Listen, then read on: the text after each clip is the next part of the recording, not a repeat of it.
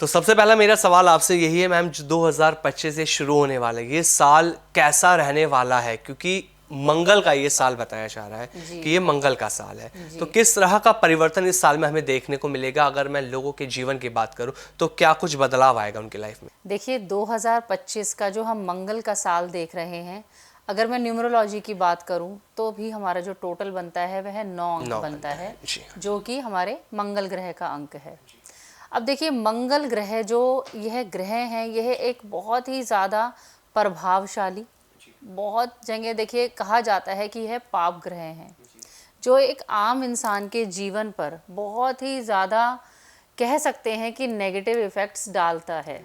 But साथ ही साथ जैसा कि मैं हमेशा कहती हूँ कि कुंडली में किस व्यक्ति के कैसा ग्रह बैठा है, कैसी उसकी पोजीशन है, यह देखना सबसे ज़्यादा ज़रूरी हो। जी बिल्कुल। अब अगर देखिए जो हम 2025 में अगर हम ये मंगल की बात कर रहे हैं तो ये ओवरऑल गोचर की बात हो रही है। जी। गोचर हर व्यक्ति की कुंडली पर असर डालता है, पर साथ ही साथ उसका अपना चार्ट कैसा है यह भी साथ में कॉम्बिनेशन में हमें देखना होता है। देखिए मंगल का जो नेचर है, मंगल अग्नि का कारक है। आप समझ सकते हैं ना कि गुस्सा, तेज, एक पावरफुल एनर्जी। आपने बहुत बार देखिए सुना होगा कि मंगल एक लाल ग्रह है, मंगल एक कहते हैं ना कि आग का गोला है जी। तो उसी तरह की एनर्जी भी व्यूअर्स को 2025 में देखने को मिल सकती है। बहुत जगह आप देख सकते हैं कि ये एक्सीडेंटल केसेस को बढ़ा सकता है, साथ ही साथ आग लगना, बड़े मास लेवल पर डिस्ट्रक्शन देख सकते हैं आप। बहुत बार लोगों में ब्लड से रिलेटेड प्रॉब्लम्स भी यह दे सकता है। एक कहते हैं ना कि एक कष्ट, एक बीमारी, साथ ही साथ गुस्सा, टेम्परामेंट लोगों का बहुत हाई रह सकता है। साथ ही मुझे देखिए क्या लगता है, मंगल भाई का कारक भी है जी।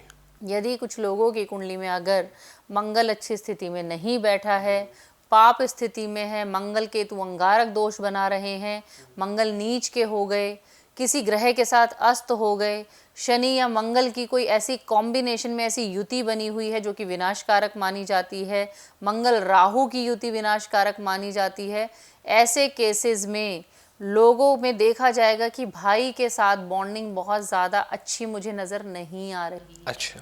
तो लोगों को एक गाइडेंस की ज़रूरत है। देखिए गोचर हम पे एक आम जीवन पर ज़रूर प्रभाव डालता है, जी जी। हमारे लाइफस्टाइल पर प्रभाव डालता है, पर साथ ही साथ मैं कहना चाहूँगी यदि उस एक इंडिविजुअल की कुंडली में अपनी ग्रह की स्थिति मजबूत है, मंगल अच्छी स्थिति में बैठे हुए हैं, मान लीजिए किसी की कुंडली में दशम भाव में मंगल उच्च के हो गए और यह साल भी मंगल का है, मंगल भूमि का कारक है, ऐसा व्यक्ति रियल एस्टेट में बहुत अच्छा कर सकता है। अच्छा। ऐसे व्यक्ति इंडस्ट्रियलिस्ट बहुत अच्छे बन सकते हैं। जी। जैसे कहते हैं ना कि उसकी बहुत ज़्यादा ज़मीन है, जायदाद है, ऐसे भी लोग मंगल उच्च वाले देखे गए हैं। सो बेसिकली अगर मान लीजिए आपकी कुंडली में मंगल की अच्छी स्थिति है तो यह साल आपके लिए अच्छा भी साबित हो सकता है। जी। ऐसा नहीं है कि मंगल ने सिर्फ आपको दुष्प्रभाव ही देने हैं।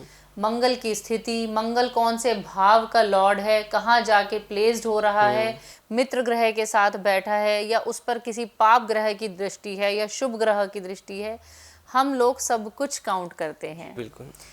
मास लेवल पे ये मैं कह सकती हूँ कि देखिए जैसे मैंने कहा आग लगना, लड़ाई झगड़ा बढ़ना, सांप्रदायिक दंगे बढ़ने, आपसी कलेश बढ़ना, लोगों में एक अपनापन ना रहना, छोटी सी बात हुई और लोग लड़ाई झगड़े पर उतर आए।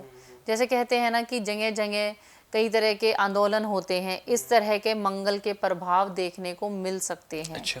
जैसा कि मैंने कहा ब्लड रिलेटेड बहुत बार देखा जा सकता है कि जिन लोगों की ऑलरेडी इम्यूनिटी लो है या जिनको ऑलरेडी ब्लड से रिलेटेड प्रॉब्लम्स हैं और उनकी कुंडली में भी मंगल की स्थिति अच्छी नहीं बनी हुई है, या फिर और भी बहुत से ऐसे कॉम्बिनेशंस होते हैं जिससे हम ब्लड रिलेटेड प्रॉब्लम्स देखते हैं, तो ऐसे में उनकी यह बीमारियां बढ़ सकती हैं। ब्लड प्रेशर की प्रॉब्लम लोगों में देखने को मिल सकती है, हाई ब्लड प्रेशर, क्योंकि मैंने कहा ब्लड जो हमारे शरीर में जो ब्लड बह रहा है वह मंगल है, उसको पंप करने का काम, उसको हाई करने का काम मंगल का होता है। तो तो ये इस तरीके से मंगल बहुत ज़्यादा एक आम व्यक्ति के जीवन पर प्रभाव डाल सकता है, पर साथ ही साथ उसकी अपनी कुंडली भी ज़रूर काम करती है।